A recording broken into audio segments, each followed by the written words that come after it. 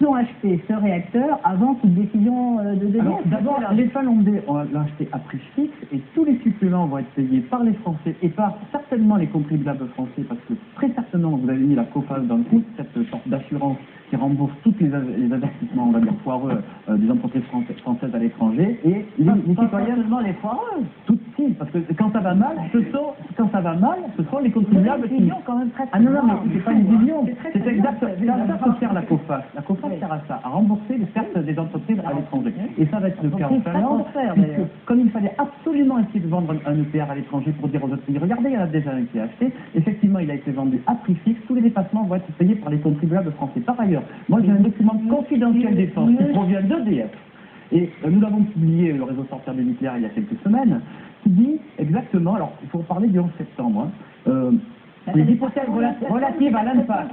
Oui, tout à fait. S'il est compris, ce sera le premier réacteur nucléaire construit après le 11 septembre.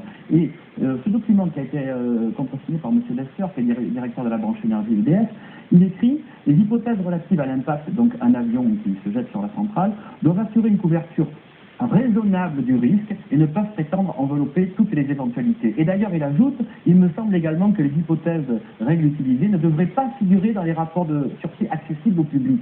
Ça veut dire quoi? Que pour ce premier réacteur post-11 septembre, il n'est absolument pas adapté à un crash suicide, comme tous les autres réacteurs, mais qui ont été construits avant le 11 septembre, et qu'en plus, comme c'est le cas, il faut cacher la vérité aux citoyens, il ne faut pas rendre les analyses publiques. Et ça, eh bien, c'est toute la démocratie du nucléaire, c'est-à-dire on passe en force, on cache tout à la population.